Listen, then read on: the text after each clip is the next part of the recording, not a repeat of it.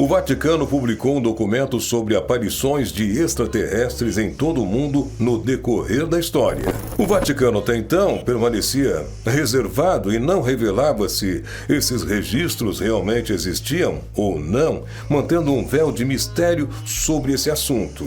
E agora, a verdade sobre a possível interação entre extraterrestres e civilizações antigas realmente pode estar vindo à tona. Olá, seja bem-vindo. Meu nome é Henrique Brasil e você está no canal Futuro Enigma.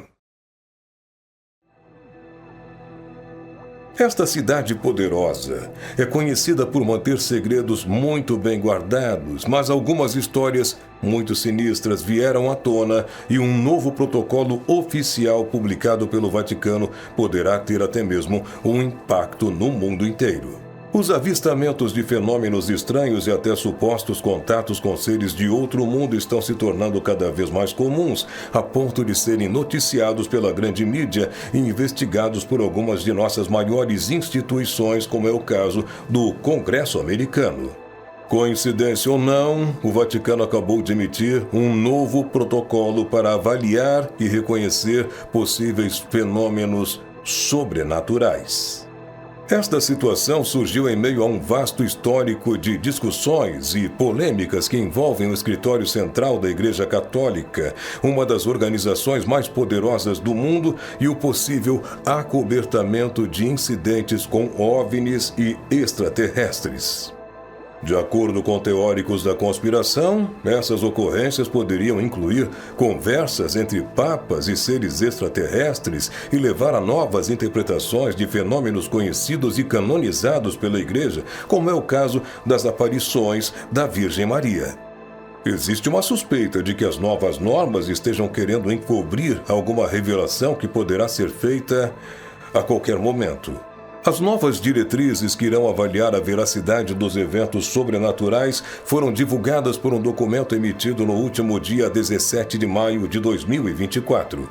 Entre os principais objetivos está a investigação de supostos milagres, como esculturas que choram ou crucifixos que brotam sangue.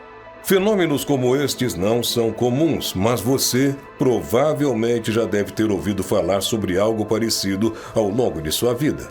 Quando algo desse tipo é atestado por alguma autoridade religiosa, como o bispo responsável, por exemplo, é comum que o local onde ele ocorreu se torne um centro de peregrinação, moldando a fé de milhares ou até mesmo milhões de pessoas.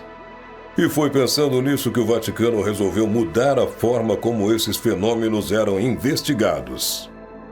Até então, grande parte da apuração poderia ser feita localmente, tendo o bispo, arcebispo ou alguma autoridade semelhante para guiar o processo e conferir legitimidade ao milagre, tudo dependendo da matéria em questão e da escala do fenômeno também. Isso era possível graças a uma espécie de manual que estava em vigor desde 1978, chamado Método de Procedimento no Discernimento de Alegadas Aparições e Revelações, que também havia sido elaborado no Vaticano. Mas a partir de agora, o Gabinete Doutrinário do Vaticano retirou a autonomia do episcopado e a transferiu para o Papa e os escritórios centrais de Roma, de modo que todas as decisões precisem passar necessariamente por essa instância. O chefe do Gabinete Doutrinário, Victor Manuel Fernandes, afirmou que a principal justificativa para essa mudança é proteger a fé dos fiéis, pois muitos eventos podem ser manipulados, falsificados e explorados para obter lucro, poder, fama e reconhecimento, além de servirem a outros interesses pessoais. E esta também parece ser uma preocupação do Papa Francisco, atual líder da Igreja. O Sumo Pontífice mencionou em algumas entrevistas que as aparições da Virgem Maria nem sempre são autênticas e que isso seria fácil de identificar, pois, segundo a fé católica, ela sempre apontaria para Jesus e não chamaria atenção para si mesma.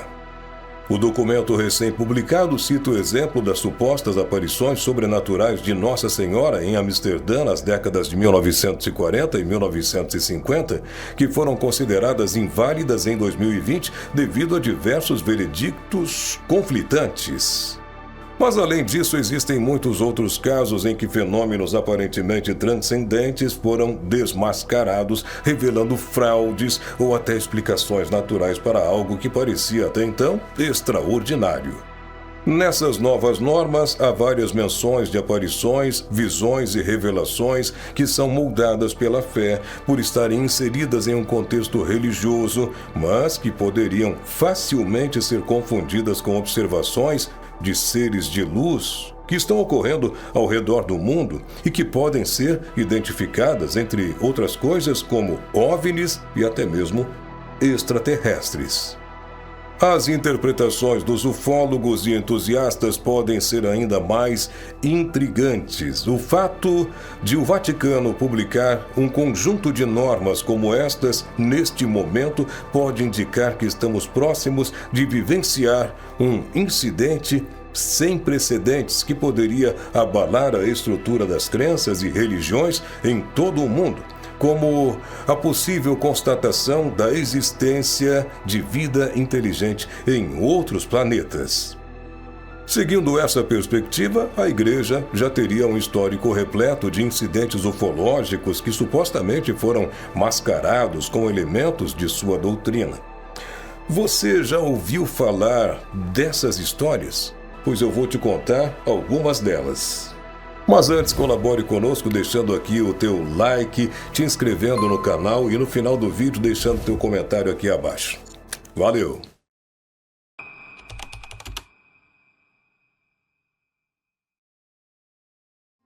Para começar, vamos explorar a história de João 23, o Papa que supostamente conversou com um extraterrestre. O fato teria acontecido em 1961 e foi registrado pelo padre Loris Capovilla, que era secretário particular do pontífice naquela época. Mas a notícia só foi publicada em 1985 e logo foi abafada, como já era de se esperar. Segundo o relato, o pontífice e seu auxiliar estavam caminhando por um jardim quando uma forte luz surgiu no céu e se dirigiu na direção deles. Aos poucos, aquela luz, que era intermitente, foi se aproximando e deu lugar a um objeto que parecia uma grande nave de formato oval, pulsando com cores diferentes. A estrutura desceu lentamente até pousar na grama. E então, depois de alguns instantes, um ser estranho surgiu. Embora parecesse humano, era bastante alto, tinha orelhas alongadas e uma luz dourada ao seu redor. Talvez por reflexo ou medo, o Papa e seu auxiliar se ajoelharam, pois mesmo sem saber do que se tratava, tinham certeza de que ele não era deste mundo. E após fazer alguma oração com as cabeças abaixadas, eles se levantaram e viram que o ser ainda estava ali. Não era uma visão nem uma mera alucinação. Realmente havia ali um ser extraterrestre. Então o Papa decidiu caminhar na direção dele e conversou com aquela estranha figura por mais de 20 minutos. O secretário não foi chamado até ali e permaneceu onde estava. Apesar de não conseguir ouvir nada, ele viu seu chefe e a criatura gesticulando muito, indicando que realmente estavam mantendo um diálogo. Depois de um tempo, o ser deu meia volta, retornou até a sua nave com formato oval e imediatamente desapareceu no céu. O Papa João 23 retornou e disse ao seu secretário: "Olha, os filhos de Deus estão em toda parte, embora às vezes tenhamos dificuldade em reconhecer os nossos próprios irmãos." Depois continuaram a caminhada como se nada tivesse acontecido e sem nunca mais mencionar aquele incidente. Em suas anotações, o padre Loris Capovilla afirmou que nunca mais esqueceu aquela cena e que isso vivia até então em seus pensamentos. Capovilla disse que em outras ocasiões, quando estava com o Papa no mesmo jardim, ele disse que tinha certeza da presença de OVNIs na área, pois podia observar várias luzes se movendo no céu, mas nunca mais teve um contato semelhante àquele. O Papa João XXIII faleceu 2 anos depois, em 1963, levando então a sua versão dos fatos consigo. A próxima história eu tenho quase certeza que você conhece, mas na minha opinião é uma das mais intrigantes.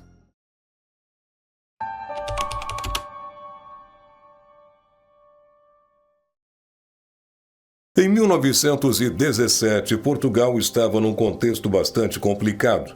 O país havia sido assolado por uma epidemia de peste bubônica em 1899. Em 1910, o Partido Republicano Português destituiu a monarquia constitucional para implantar um novo regime político. E a Primeira Guerra Mundial, a partir de 1914, causou estragos inimagináveis no território europeu. Enfim, o cenário, naquele momento, não era nada animador. No meio de tudo isso, no dia 13 de maio de 1917, no vilarejo de Fátima, em Portugal, 3 crianças presenciaram um fenômeno sem precedentes. Lúcia, de 10 anos, e seus primos Francisco e Jacinta, de 7 anos, estavam pastoreando suas ovelhas quando foram surpreendidos por um relâmpago estrondoso, seguido da aparição de uma mulher bonita, vestida de branco, sobre uma azinheira, uma árvore típica da região. Aquela figura aparentava ser jovem, carregava um cordão na cintura e estava envolvida em uma luz brilhante que até mesmo ofuscava a visão. Ela disse às crianças para não terem medo, pois não lhes faria mal. Informou ainda que vinha dos céus e orientou os pastorinhos a voltarem àquele local todos os meses no dia 13 para novas revelações. Apesar de não ter revelado sua identidade, todos ao redor das crianças interpretaram o fenômeno como uma aparição da Virgem Maria, já que o contexto religioso católico era o mais proeminente naquela época e naquela região. O fato então se repetiu em junho, julho, agosto e setembro, tendo sempre mais testemunhas para o evento. O ápice aconteceu em 13 de outubro de 1917, quando mais de 50 mil pessoas testemunharam o que ficou conhecido como o Milagre do Sol. Naquele dia chovia muito e a multidão estava ansiosa para vislumbrar a manifestação da Mãe de Deus. Segundo aquelas pessoas, o fenômeno começou por volta de 2 horas da tarde. Uma estranha nuvem se aproximou rapidamente e emitiu um feixe luminoso que cortou o céu. Dela se desprendeu um globo prateado que foi até a azinheira onde a figura costumava aparecer. A aparição conversou então com os pastorinhos, como de costume, e logo retornou para o globo. Nesse momento, a chuva cessou, o objeto tomou o lugar do sol e passou a fazer movimentos pelo céu. Uma forte onda de calor tomou conta daquele espaço, secando as roupas molhadas e até queimando a pele de algumas pessoas. Testemunhas afirmaram que o objeto emitia luzes de várias cores e, pouco antes de desaparecer, vislumbraram seres em seu interior que foram interpretados como sendo membros da Sagrada Família. Isso nos mostra que alguns fenômenos podem realmente ser interpretados pelos parâmetros religiosos e reconhecidos como milagres ou experiências sobrenaturais. Mas se retirarmos os conceitos da fé, esses episódios poderiam facilmente ser vistos como experiências com seres de outros planetas. O que talvez seja o receio do Vaticano, que deseja concentrar o poder de decisão em sua sede. Em meados de 1920, a igreja comprou os terrenos da Cova da Íria, em Fátima, e formou uma comissão para investigar as aparições. Construiu uma basílica em 1928 e em 1930 declarou os eventos de Fátima como legítimos. Mas será que agora, com esse novo protocolo, mais aparições como essas vão se tornar públicas para o mundo? Olha, isso só o tempo vai dizer. Eu vou ficando por aqui, mas te agradeço por ter assistido a este vídeo até o final. Não esquece, deixa aqui teu like, te inscreve no canal, deixa teu comentário aqui abaixo, que é sempre muito bem-vindo. E te deixo um forte abraço e agradeço por você estar também com a gente aqui no canal Futuro Enigma. Tudo de bom para ti e até o nosso próximo vídeo.